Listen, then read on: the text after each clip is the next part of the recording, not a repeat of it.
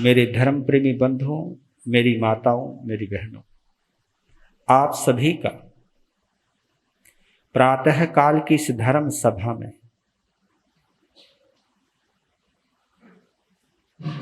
तथा परम पिता परमात्मा प्रभु महावीर की दिव्य कथा में हार्दिक हार्दिक स्वागत करता हूं। आप सभी के उज्जवल भविष्य की मंगल कामना करता हूं।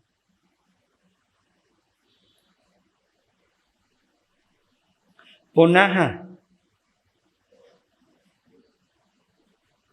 मैं अपने सौभाग्य की और आपके अहोभाग्य की अनुमोदना करता हूं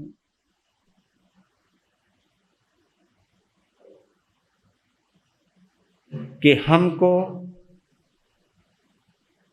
परम पिता परमात्मा या चरम तीर्थंकर या अंतिम तीर्थंकर या जिनके शासन के हम साधु साध्वी आप श्रावक और श्राविका हैं, ऐसे तीर्थंकर भगवंत वर्तमान में सिद्ध गति में विराजमान प्रभु महावीर की दिव्य कथा के माध्यम से हम सभी, इंक्लूड मी, हम सभी उनसे आत्मीय संबंध स्थापित कर रहे हैं।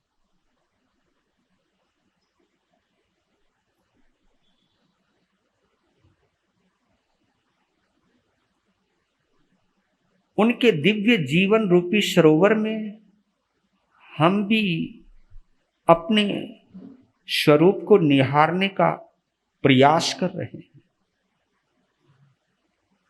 अभ्यास कर रहे हैं।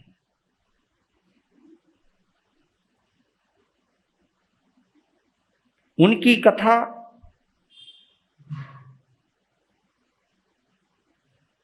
या हमारी कथा, क्योंकि उनकी कथा पूर्ण हो चुकी है, अभी हमारी कथा चल रही है। हमारी कथा उन जैसी हो सकती है,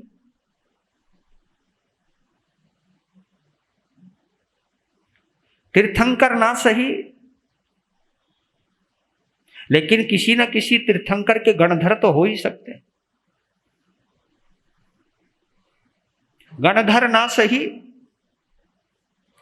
किसी न किसी तीर्थंकर के चरणों में दीक्षित तो हो सकते हैं।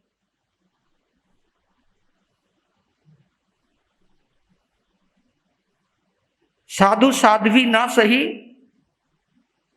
लेकिन उनके समोसरण में बैठ करके हमारे में से कोई ना कोई श्रावक और श्राविका का व्रत तो ग्रहण कर ही सकता है।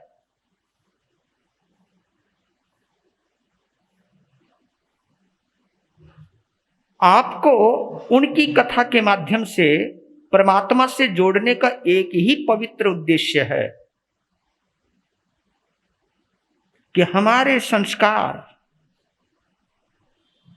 इतने सुदृढ़, इतने मजबूत बने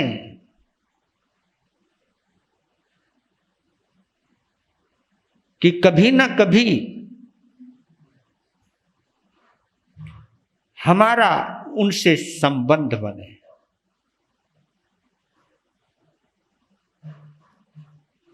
क्योंकि कुछ 5-6 शब्द हैं जो बड़े प्यारे शब्द हैं।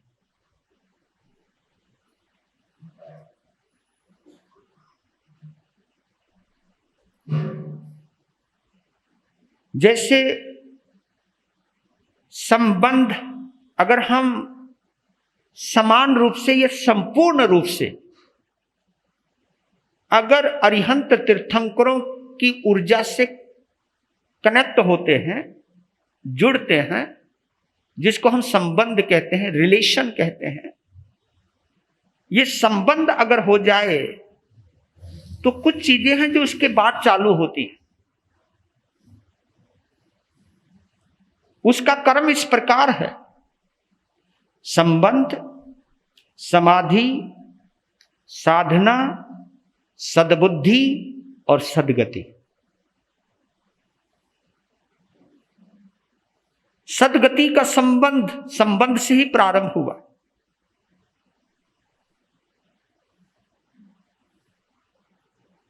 जब हमारा संबंध बनता है तो हमारा हृदय सक्रिय हो उठता है,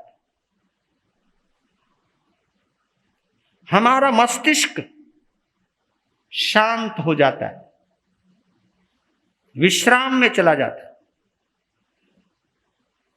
क्योंकि अगर संबंध में दिमाग की दखलंदाजी शुरू हो गई तो फिर शंका यानी डाउट्स, तर्क वितर्क, ये सब पैदा होते हैं और इनके पैदा होने से संबंध कमजोर पड़ते हैं। जहां डाउट्स आते हैं वहां संबंध, बोलो, जब भी शंका आ गई आपकी मेरे प्रति, मेरे आपके प्रति, संबंध वहीं कमजोर हो जाता है। इसलिए सम्यक में सबसे पहला दोष शंका से शुरू होता है। और सम्यक की पहली शर्त है निशंका, निष्कांक्षा, निशंका। सबसे पहला कि शंका से दूर हो जाओ। और अगर दिमाग है तो शंका अवश्य होगी। इसलिए हार्ट और माइंड का कनेक्शन तुम समझ जाओ। मैं शुरू से ही बोलता आ रहा हूं, कर्म का बंधन माइंड से होता है, धर्म की साधना हृदय से होती है।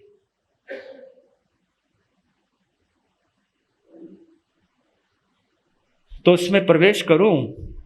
एक गीत है, ये गीत भ्रमर गीत है।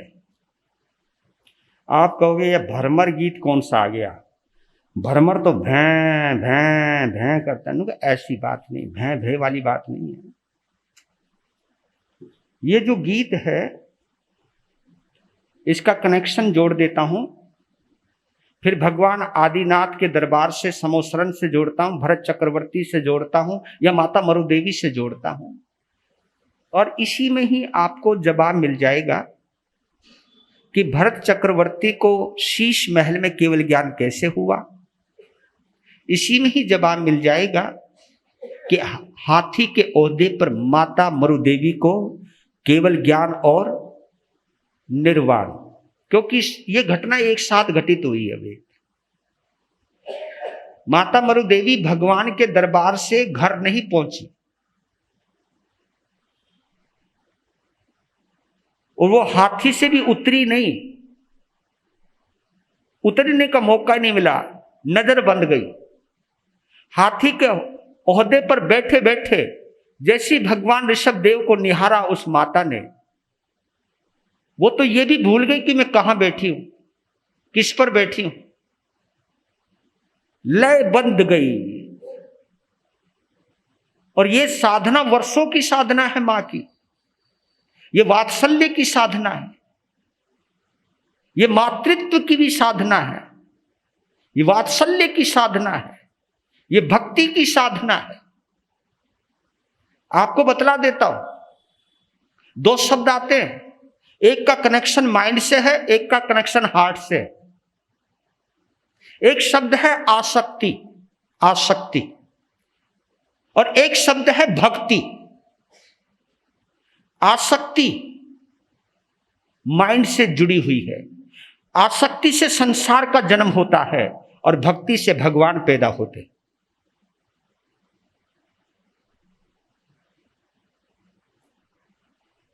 बहुत से सवाल हैं जिनके जवाब शायद मिलते जाएंगे। उन सवालों का जवाब देने के लिए ही चतुर्मास करते हैं हम। इन सवालों का जवाब ढूंढने के लिए ही चतुर्मास करना भी चाहिए और करवाना भी चाहिए।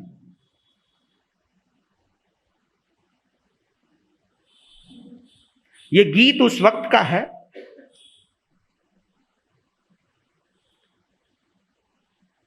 जब ब्रजमंडल को छोड़कर, गोकुल को छोड़कर, क्योंकि 14-15 साल की उम्र में गोकुल छोड़ दिया था श्री कृष्ण ने और द्वारका की तरफ निकल गए थे।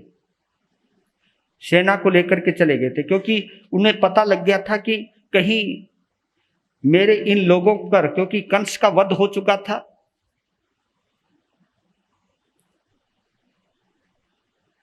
कंस का ससुर प्रतिवासुदेव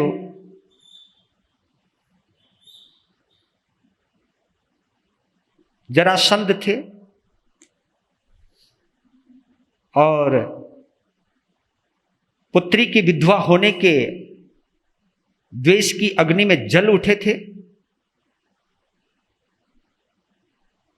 और जिसने उनके दामाद को मारा उसको मारने का और उसकी जनता को खत्म करने का निर्णय ले लिया था। उस वक्त श्री कृष्ण ने सोचा कि इस वक्त यहां से जाना ही उचित है। ये महापुरुष कब रुकना है, कब जाना है, इसका निर्णय खुद करते हैं। तो वो गए, बहुत दूर निकल गए,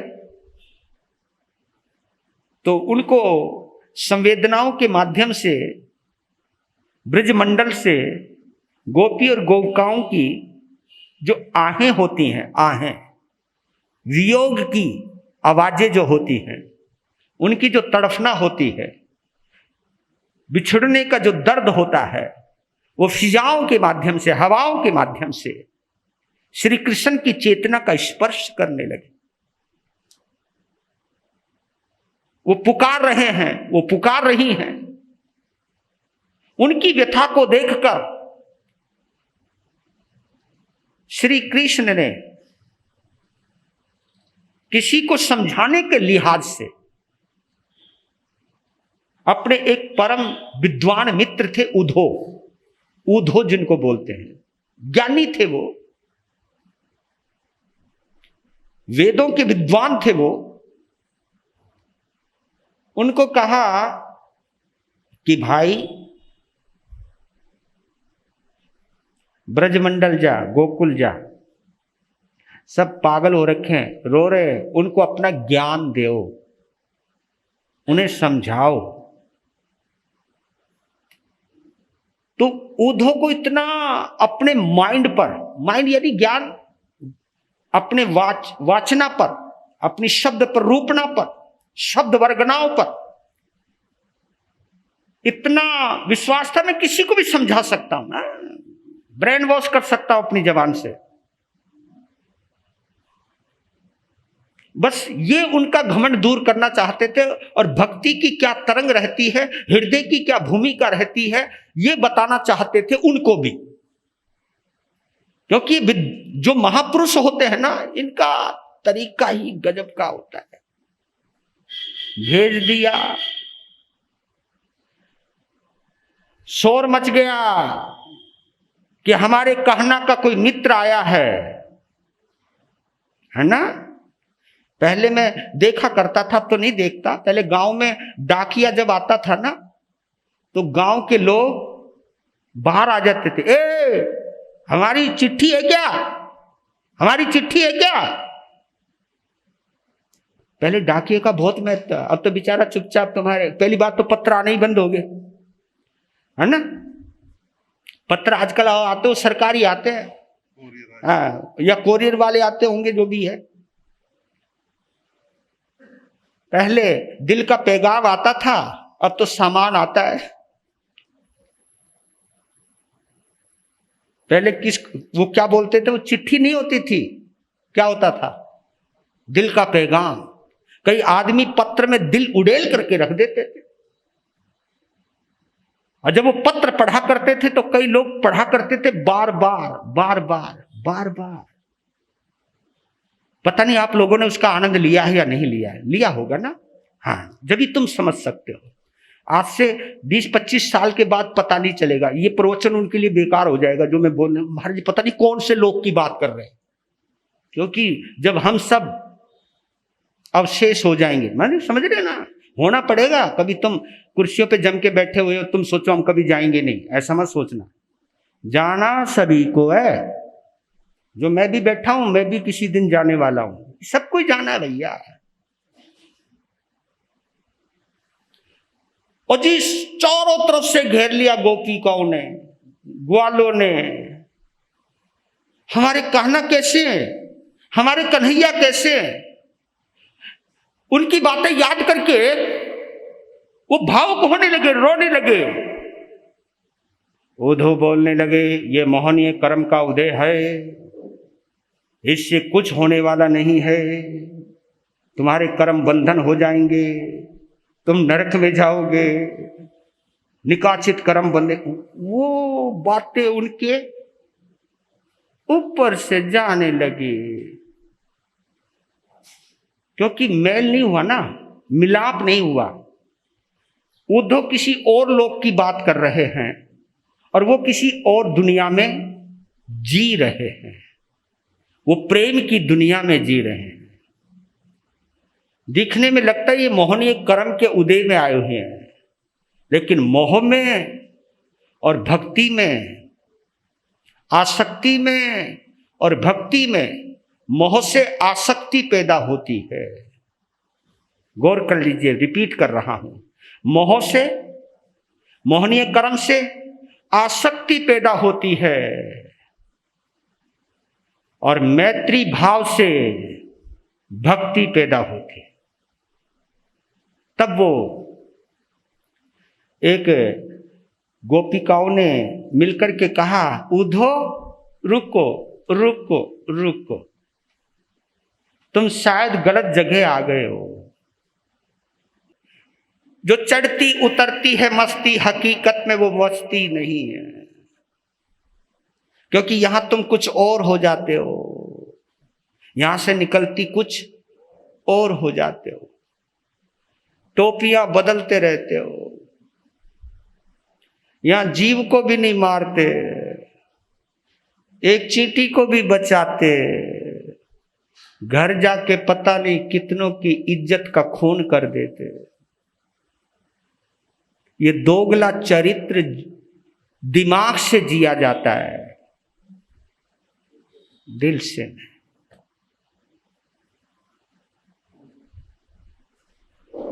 एक सवाल करूं आपसे, सवाल बड़ा पेचीदा है।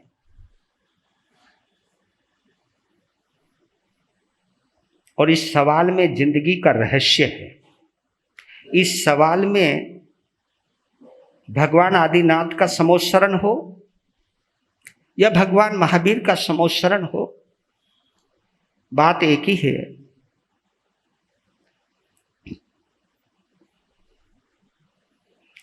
आप धर्म स्थान में धर्म करने आते हो या पाप मिटाने आते हो? गौर करना, जवाब देना सही ढंग से सोच समझ करके।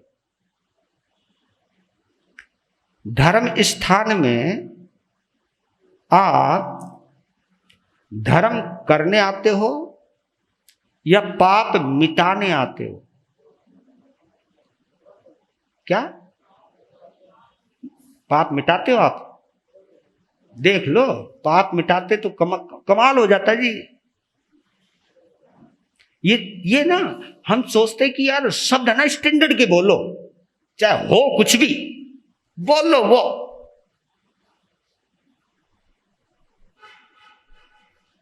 यहां तुम समायिक करने आते हो,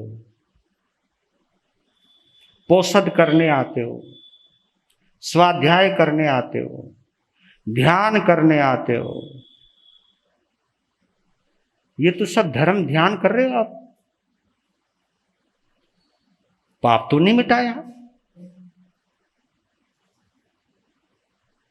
धर्म किया, पाप नहीं मिटा। और आपको बताऊं, आपको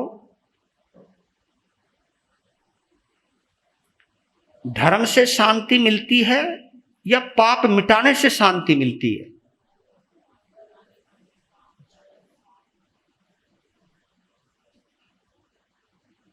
तो पाप आज तक क्यों नहीं मिटा? सच बतला रहा हूं, धर्म करने से शांति मिलेगी इसकी कोई गारंटी नहीं है, लेकिन पाप मिटाने से निश्चित शांति मिलेगी, ये बात पक्की है। धर्म करते हुए भी अगर तुम्हारे चेहरे पर चिंता की लकीरें हैं तो इसका मतलब यह है कि आपने धर्म तो किया है, लेकिन अभी पाप नहीं मिटाया, दिल से खोट नहीं गया, दिल में जो गांठें पड़ी हैं वो नहीं निकली। ये जिन जो अंदर गांठें पड़ी हुई हैं यही पाप है। और उन गांठों को खोलने के लिए ही धर्म किया जाता है। इसलिए कहता हूं कि धर्म करते हुए 3 बातों के ऊपर फोकस किया करो, 3 बातों पर। एक तो पर्पज, एक फैक्ट और एक रिजल्ट। इन 3 बातों के ऊपर फोकस करना चाहिए हमको। रिपीट कर देता हूं, किस किस के ऊपर? एक पर्पज, यानी धर्म करने का क्या पर्पज है, धर्म असलियत में है क्या। फैक्ट, फैक्ट यानी वास्तविकता, सच्चाई। आपके धर्म करने में, शारीरिक धर्म में और मानसिक कर्म में क्या अंतर है, फैक्ट क्या है, असलियत क्या है।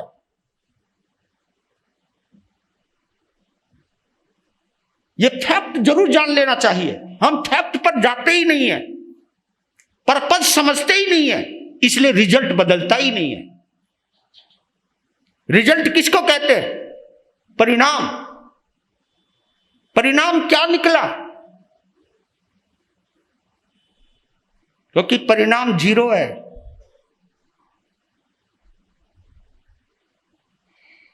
आप दुकान पर्पज फुल करते हो, पैसा कमाना है। पैसा कितने तरीके से कमाया जाता है अच्छे ढंग से जानते हो आप। पैसे की क्या ताकत है ये भी आप अच्छी तरह से जानते हो। फैक्ट, उसका फैक्ट क्या है, एक्चुअल है क्या चीज, वो ये अच्छी तरह से जानते हो। मैं सच कह रहा हूं, जितने तरीके से आप धन कमाते हो या जितना दिल लगाकर आप धन कमाते हो, सच बोलो जी, इतना दिल लगाकर धर्म करते हो क्या?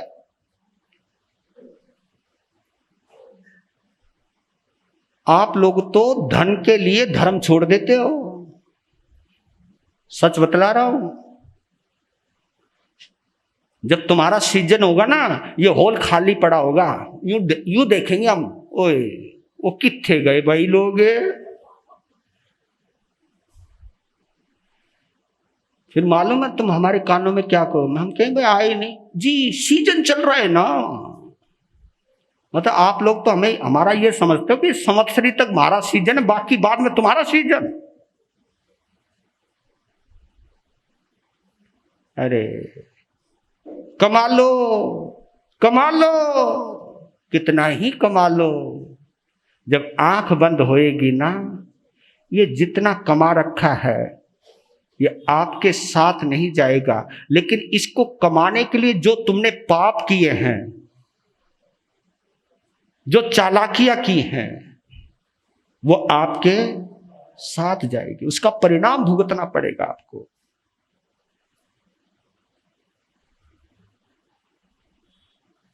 तो धर्म करने का पर्पज पहले डिसाइड तो कीजिए कि आप समाज किस लिए कर रहे हो। आपका पर्पज है क्या समाज करने का? अगर आपका पर्पज समाज करने का, संसार की कठिनाइयों को दूर करने का है, तो पर्पज ही गलत हो गया आपका। अगर आपका पर्पज दुकान चलाने का है तो भी गलत हो गया आपका। क्योंकि पर्पज, क्योंकि जिंदगी चलती है उद्देश्य पर। आपका पर्पज क्या है, उद्देश्य क्या है, ये समाई करने का उद्देश्य क्या है, प्रवचन सुनने का उद्देश्य क्या है, ये महावीर की कथा सुनने का आपका उद्देश्य क्या है? केवल भगवान महावीर स्वामी की जीवनी के बारे में जानकारी लेने के लिए ही कथा सुन रहे हो आप, या महावीर को जीने का उद्देश्य लेकर के आ रहे हो आप? बहुत फर्क है, बहुत फर्क है। जानकारी का कलेक्शन माइंड में होगा, लेकिन जीवन का कनेक्शन हृदय से होता है। महावीर को आप दिमाग पर रखना चाहते हो या महावीर को तुम दिल तक ले जाना चाहते हो? देखो तो सही, दिमाग में रहेंगे कुछ भी बदलेगा नहीं, लेकिन महावीर अगर दिल में आ गए, आपका जीवन बदले बिना नहीं रहेगा। तो महावीर को मैं जानकारी का हिस्सा नहीं बनाना चाहता, महावीर आपके जीवन का हिस्सा बने। इसी से पता चलता है। देखिए, चक्रवर्ती भरत के सामने एक तरफ चक्र रतन है, उसकी पूजा किए बिना चक्रवर्ती का पद नहीं मिलने वाला। एक तरफ पुत्र रतन है, उनकी जीवन संगनी ने एक पुत्र को जन्म दिया है। संसार की दो खुशियां सामने खड़ी हुई हैं और एक सूचना मिली है कि अयोध्या के बाहर भगवान आदिनाथ का समोत्सरण लगा है। तो आप देखिए, पुत्र रतन, चक्र रतन, समोत्सरण। भरत चक्रवर्ती ने किसको चुना और तुम किसको चुनते? सच बताओ, ये चेक किया करो जी।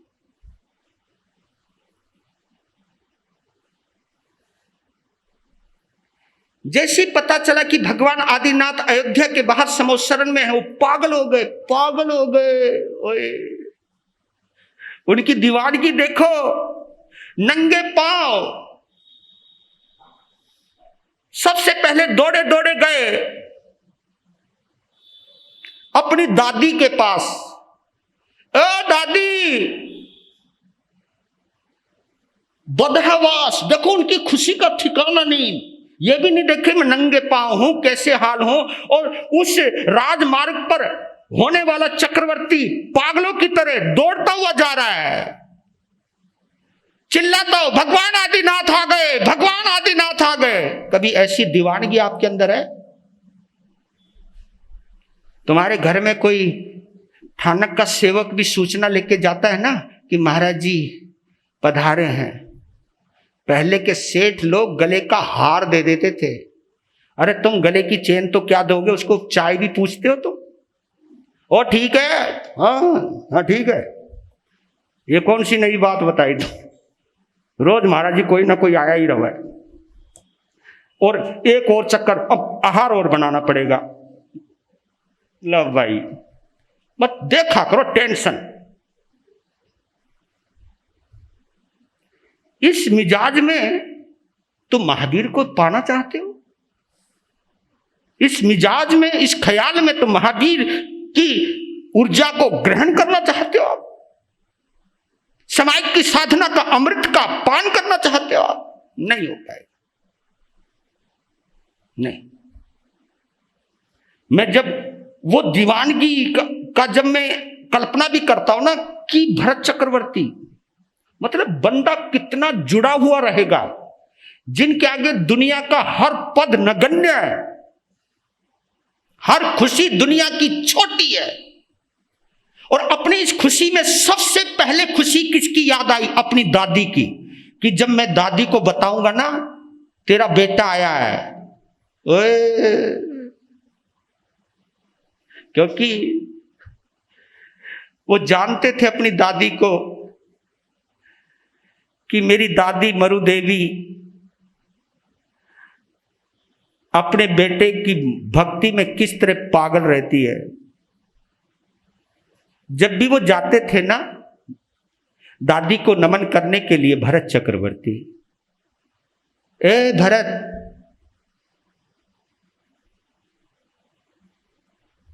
तेरे पिताजी वहां खड़े साधना कर रहे हैं,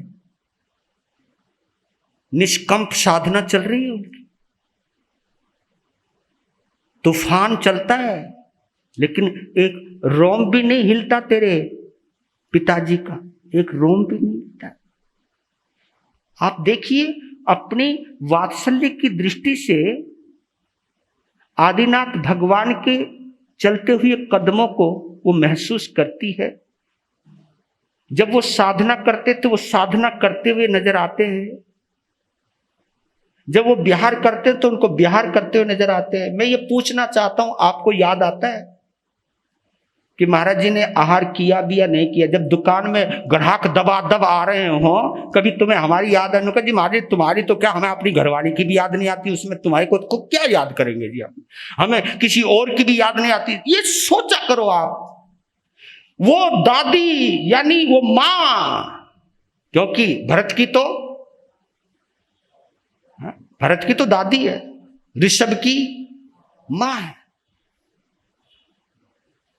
इस तरह वो 24 घंटे जुड़े, वो ऐसे ही एकदम हाथी के ओहदे पे बैठे बैठे निर्वाण, केवल ज्ञान नहीं हो गया, केवल ज्ञान की वो भूमिका पता नहीं कितने वर्षों से तैयार हो रही थी, क्योंकि वो भगवान आदिनाथ के अलावा कहीं जाती ही नहीं थी। भोजन में अभी तक मेरे बच्चे को आहार नहीं मिला, अभी वो निराहार है। भोजन करते करते भी अपने ऋषभ की याद आती है। विहार करते मैं आराम से बैठी हूं, वो चल रहे हैं। कभी वो सोती है तो एकदम बैठ जाती है, क्योंकि मेरा बेटा तो जगा हुआ है और मैं सो रही हूं। क्या तादाद में है, ओए क्या तादाद में है ये वात्सल्य। मैं एक चीज जानता हूं, जिनके अंदर वात्सल्य होता है ना, वो कभी हिंसा नहीं कर सकते। क्या नहीं कर सकते? हिंसा नहीं कर सकते। जिनके अंदर वात्सल्य होता है ना, वो कभी किसी का बुरा सोच नहीं सकते, आता ही नहीं। जिनके अंदर वात्सल्य होता है ना, उनके अंदर कोई गांठ होती ही नहीं है। वात्सल्य, मां के प्रेम को वात्सल्य की उपमा दी है। तुम्हारे लिए बेटा अच्छा और बुरा हो सकता है, लेकिन मां के लिए उसका बेटा, अगर कोई कहना तेरा बेटा चोर है, ये देखो गुण ग्राहकता रहती है एक मां के वात्सल्य में। ये मां की, और वो तो तीर्थंकर की मां है। इसलिए मैं तुम्हारी रतन कुक्षी को नमन करता हूं। मैं सच कहता हूं मेरी बहनों, आप ही वो खासियत हो, आप ही वो फितरत हो, आपके अंदर वो विशेषता है कि आप तीर्थंकर को जन्म दे सकती। लेकिन किट्टी पार्टी करते हुए तो तुम किसी तीर्थंकर को पैदा नहीं कर सकते। कल्बों में रंग रलियां मनाते हुए तो तुम कभी तीर्थंकर को पैदा नहीं कर सकते, किसी संत को पैदा नहीं कर सकते, किसी अलमस्त फकीर को पैदा नहीं कर सकते, किसी मानवता के मसीहा को पैदा नहीं कर सकते, किसी इंसान, किसी फरिश्ते को जन्म नहीं दे सकते। फरिश्ते को जन्म देने के लिए फरिश्ता बनना पड़ता है। फरिश्ता बनने के लिए, फरिश्ते को जन्म देने के लिए मां बनना पड़ता है। मां का मातृत्व, मां का वात्सल्य सदा, और संयोग ऐसा है आज मां कौशल्या का स्मृति दिवस भी है, महासाध्वी कौशल्या जी का स्मृति दिवस भी है। मैंने उनके वात्सल्य को देखा है, अनुभव किया है। उनके सानिध्य में 2-2 चतुर्मास हुए हैं। मैंने दोनों का रूप देखा है। मेरे भोले बाबा रतन मुनि को देखा है, मैंने माता कौशल्या को देखा है।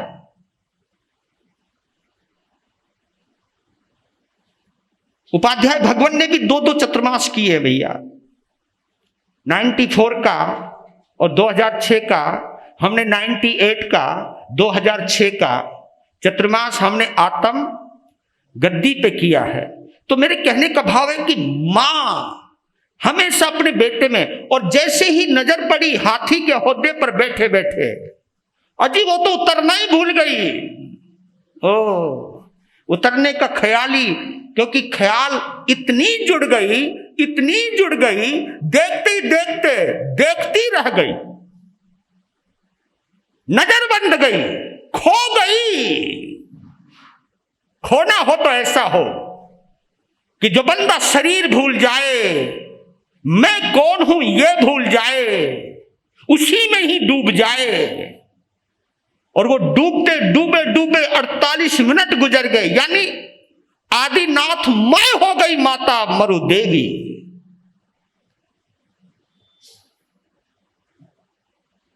आत्मा में कब खिसक गई पता ही नहीं चला, और कब केवल, और इस दृश्य का साक्षी मरीचि भी बन रहा है, वो पड़ पोता है। जब जय जयकार हुई, पहली तो जब भगवान आदिनाथ का समोसरण देखा मरीचि कुमार ने, ओए होए, क्योंकि इससे पहले उन्होंने तीर्थंकर का समोसरण नहीं देखा था। उसने इससे पहले अपने पिता भरत चक्रवर्ती, भरत के ठाठ बाठ देखे थे। भरत के ठाठ बाठ देखे थे, उनका रंगीन महल देखा था, उनका रुतबा देखा था, उनका सम्मान देखा था, उनकी प्रसिद्धि देखी थी, उनकी वाहवाही देखी थी। तो उनको देखते देखते मरीचि को एक भाव आते थे, जब तक भगवान आदिनाथ को नहीं देखा, मैं तब की बात बोल रहा हूं, जब तक भगवान आदिनाथ को नहीं देखा था, मरीचि एक ही सोचता था, मैं भी अपने पिता की तरह चक्रवर्ती बनूंगा, मैं भी इतना सम्मान प्राप्त करूंगा, जो सम्मान मेरे पिता का है वही सम्मान मैं भी पाऊंगा, ये पहले सोचता था। लेकिन जैसे ही समोसरण में आया मरीचि,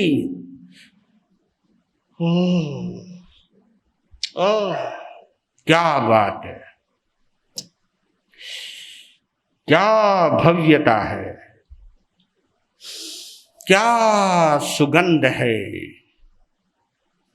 क्या सौंदर्य है, क्या वहां के शुभ परमाणु है। रोम रोम रोमांचित होने लगा, वो भी डूब गया। मैं भी अपने पिता की तरह प्रतापी सम्राट बनूंगा, दिल से ख्याल ही निकल गया।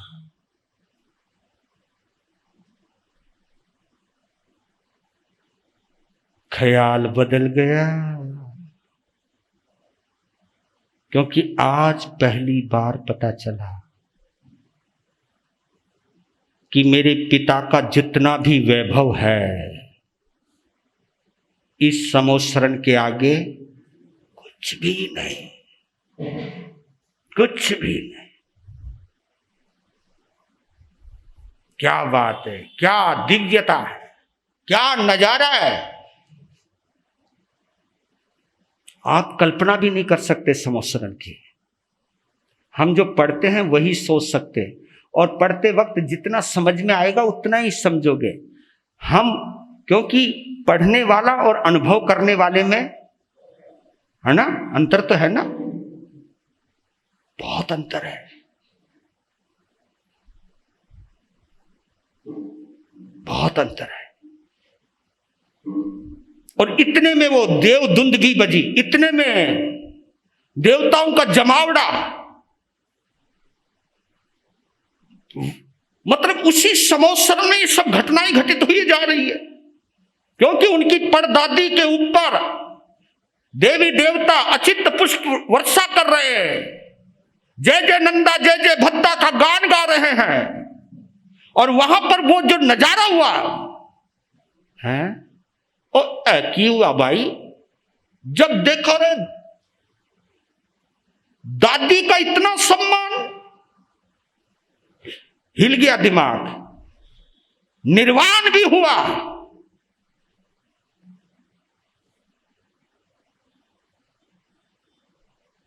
जिन शासन की गरिमा और महिमा से पहली बार साक्षात्कार हुआ मरीचि कुमार का, दीवाना हो गया, अपने बाप को भूल गया, सबको भूल गया, केवल केवल भगवान आदिनाथ और उनका जो समोसरण का वैभव है वो नजर आ रहा है। और मालूम है क्या ख्याल हुआ, मैं भी तीर्थंकर बनूंगा, मुझे नहीं बनना चक्रवर्ती, मुझे नहीं बनना सम्राट, मुझे क्या बनना है, चक्रवर्ती, मुझको तीर्थंकर बनना है। भरत चक्रवर्ती वगैरह तो सब चले गए, जो भी कुछ होना था वो, क्योंकि सब लीला लूला सब सिमट गई। लेकिन जब सब कार्य हो गए, लेकिन मरीचि वहीं बैठ गया, क्योंकि अभी नजरें झपकने का नाम नहीं ले रही है। पास में पहुंच गया, अपने परदादा को निहार रहा है, नमन किया, नमन करते हुए एक सवाल किया कि जिस मुकाम पर आप हो मुझे भी उस मुकाम पर जाना है, मुझे भी तीर्थंकर बनना है। आपने ये तीर्थंकर का पद कैसे पाया, मैं कैसे पा सकता हूं, ये बताओ। इसके लिए हम कुछ भी करेगा, कुछ भी करेगा, हमको यही बनना है। तो भगवान ऋषभदेव तीर्थंकर बनने के 20 बोलों की चर्चा करते हैं। कितने? तीर्थंकर गोत्र कर्म का बंध करते हैं 20 तरीके हैं, कोई एक नहीं है, 2 नहीं है, कितने? बताने लगे, वो सुनने लगे। सुनते सुनते कुछ समझ में आने लगे, पर लेकिन एक जगह रुक गए। जब सब बात सुन ली कि ज्ञान की साधना करो, अहोभाव से प्रतिक्रमण करो। देखो, प्रतिक्रमण करते हुए तीर्थंकर गोत्र का बंध हो सकता है, हाँ, लेकिन अहोभाव आना चाहिए। अहोभाव किसको कहते मालूम है आपको? अहोभाव होता है कि जिसको तुम दुश्मन समझते हो वो तुम्हें मित्र नजर आने लगे। जब तक वो मित्र नजर नहीं आएगा, यानी अपना सगा नजर नहीं आएगा, प्रतिक्रमण कभी अहोभाव से हो ही नहीं सकता। हमारे यहां बहुत सुंदर व्यवस्था है, जिन शासन की मैं बड़ी कृपा मानता हूं। यहां स्वाध्याय आगमों के साथ साथ आत्मा का करवाया जाता है, लेकिन हमने स्वाध्याय का मतलब जान लिया, आगमों का स्वाध्याय करना। और मेरे बंधुओं ध्यान रखना, आगमों के स्वाध्याय का अस्वाध्याय काल हो सकता है, राइट, लेकिन आत्मा के स्वाध्याय का अस्वाध्याय काल नहीं होता। वहां शब्दों की मर्यादा हो सकती है, आगमों की मर्यादा हो सकती है, लेकिन अब अपने आप से मिलने की कोई, कभी भी मिलो। और मैं तो साफ कहता हूं भैया, आगमों को अपने से मिलने के लिए पढ़ा करो, ना कि आगमों को ये पढ़ो कि आगमों में तो ये लिखा हुआ, साधु ये कर रहे। अब ये बताओ, आगमों को पढ़ते पढ़ते तुम्हें अगर साधु साध्वियों की कमियां नजर आने लग गई, तो आगम आपके लिए शास्त्र नहीं बना, बल्कि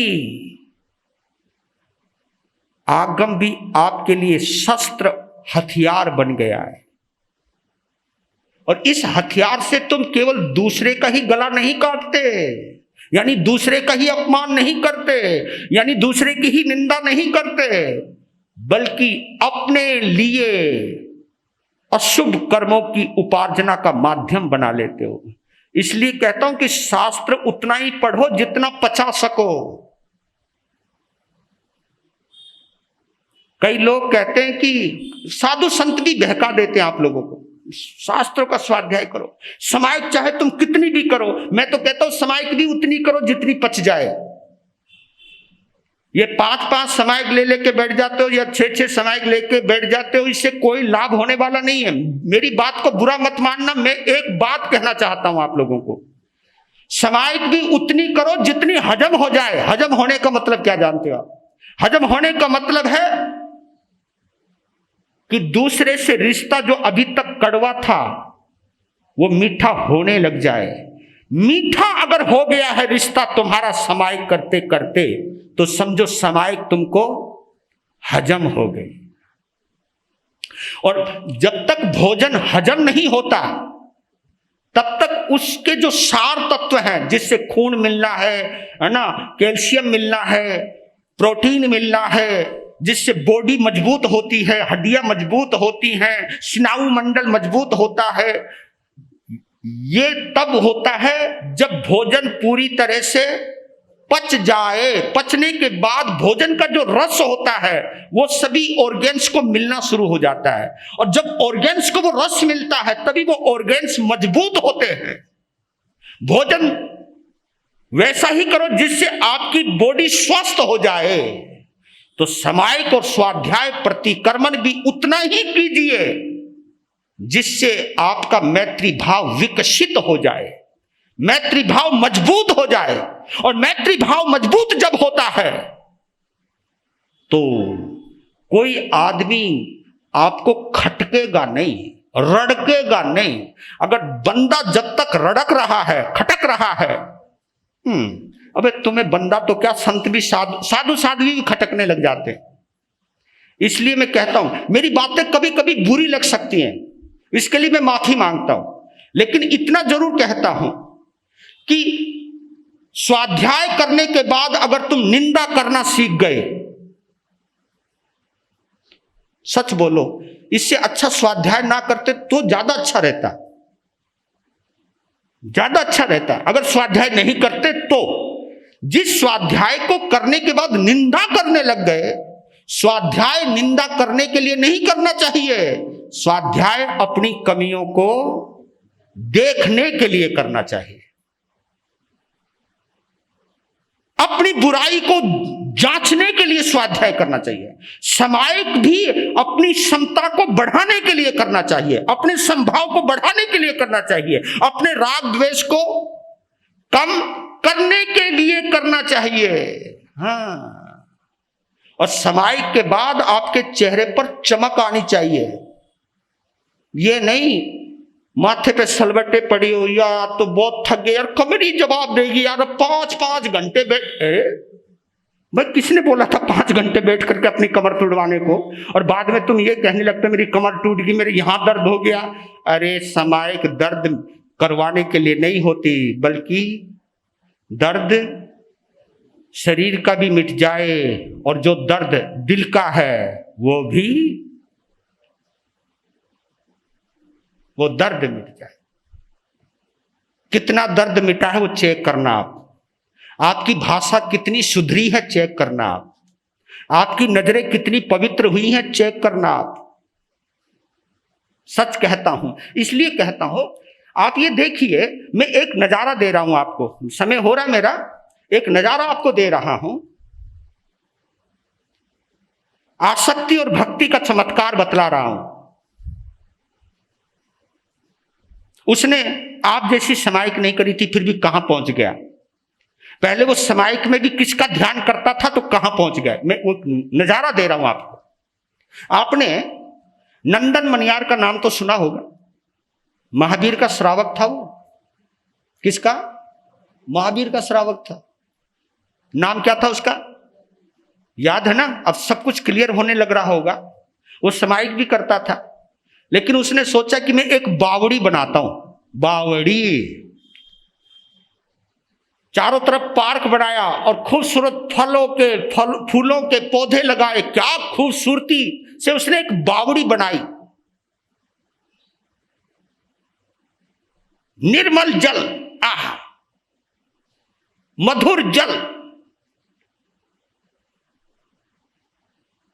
लोग आते, वो बावड़ी इतनी सुंदर बनाई उसने, इतनी पैसे वाला था, इतनी सुंदर बनाई कि उसकी बावड़ी की चर्चा अगल बगल आजू बाजू में होने लगी। और यहां तक कि उसकी बावड़ी को देखने के लिए दूर दूर से लोग आने लगे।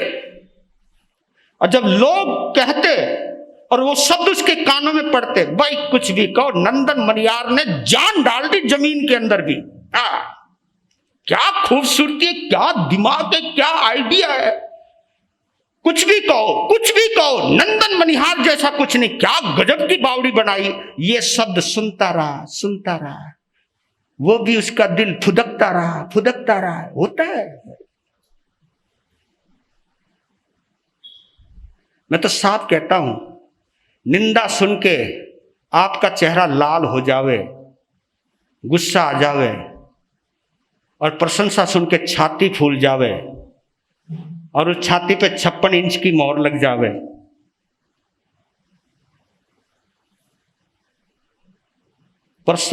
मैं बताऊं, जो प्रशंसा सुन के फूलते हैं ना, वही निंदा सुनकर आंखें लाल होती है उनकी।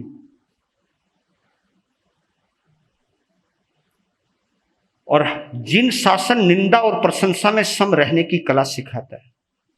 तो इतना प्रसन्न होता था, वो मालूम है जब वो समाय करता था ना, तो अब महावीर की जगह कौन नजर आने लगे? बोलो बोलो, बावड़ी। जैसे तुम्हें समायिक में अपनी दुकान नजर आवे, तुम्हें अपनी रसोई भी नजर आने लग जाती। कभी कभी तो बहू के बोलते हुए ताने सुनाई देने लग जाते, तुम वो समायिक के अंदर, हाँ उसने ऐसे किया, उसने ऐसे किया, क्या बताऊं बहन, मेरा तो जीना हराम कर दिया है। ले भाई, वो जीना हराम अगर बहू ने कर रखा तो समायिक क्यों कर रहे हो भाई? कहीं बहू सास की निंदा कर रही है, कहीं सास लोग जी तुम हमारे पीछे क्यों पड़ गए, ये आदमी क्या दूध के धुले? ये भी समाज के चक्कर में पड़े रहते हैं। जहां पद पुद का चक्कर आ जावे, है ना, जहां इच्छाएं पैदा हो जाए तो कुछ ना कुछ होता है। चलो मैं छोड़ो, मतलब अब उसे समायिक में बावड़ी नजर आने लगी। जब बावड़ी नजर आने लगी, बावड़ी में खोने लगा ध्यान। समायिक जरूर करता था, हाँ ये मैं पहले बता रहा था, समायिक जरूर करता था। बस फर्क इतना था कि पहले जब समायिक करता था तो महावीर नजर आते थे, और समायिक करता है तो बावड़ी नजर आती है। और उसी बावड़ी को देखते देखते एक दिन चुपचाप खिसक गया। समझ गए ना? जाना था ऊपर, पहुंच गया वहां। पहुंचेगा जिसका ध्यान आदमी वहीं पहुंचेगा। और वहां मेंढक टुक टुक टुक टुक, मेंढक फुदक फुदक के कभी किधर जाए, कभी किधर जाए, कभी किधर जाए।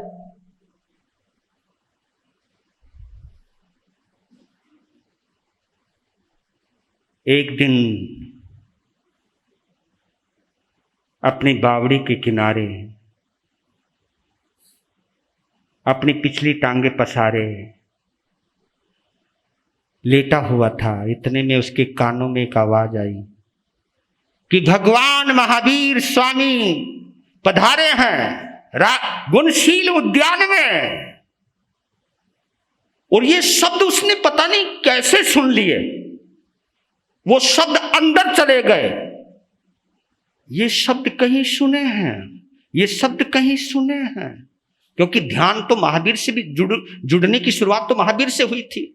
उसे जाति स्मरण ज्ञान हुआ, ओ भगवान। फिर जाति स्मरण ज्ञान होते ही पता चल गया कहां मैं इतना बड़ा सेठ और कहां मैं बावड़ी का मेंढक। मेंढक क्यों बना? ओए होए, बनना ही था। तेरा किस्मत फूट गई, तू इतना उलझ गया, इसी मोहममता में इतना पड़ गया। धिक्कार है तेरी आत्मा को। महावीर से जुड़ने के बाद भी तुझे बावड़ी नजर आने लगी। जब ये बात आने लगी तो उसके मन में एक संकल्प हुआ कि नहीं, महावीर के पास जाऊंगा, महावीर के पास जाऊंगा, महावीर के पास जाऊंगा। बावड़ी को छोड़ दिया, जैसे तुम अपनी बावड़ी को छोड़ के आए हो, घर से आए हो ना यहाँ। बावड़ी छोड़ दी, अब फुदकता हुआ चलने लगा। उधर से राजा श्रेणी पूरी सेना सहित भगवान के दर्शन करने आ रहा है, पूरी जनता सहित भगवान के दर्शन करने आ रहा है। वो धुन लगी हुई है, धुन लगी हुई है, मुझे भगवान के पास जाना, मुझे भगवान के पास जाना, मुझे भगवान के पास जाना है। और इतने में ही एक घोड़े का पांव मेंढक के ऊपर पड़ा। घोड़ा तो चला गया, वो लहू लुहान हो गया, वो तड़पने लगा, आखिरी सांस लेने लगा। और उस वक्त वो कहने लगा, दुर्भाग्य है मेरा कि मैं आपके समो शरण में नहीं आ पाया। वो महावीर में डूबा रहा। मालूम है, मरने के बाद वो स्वधर्म देवलोक में गया।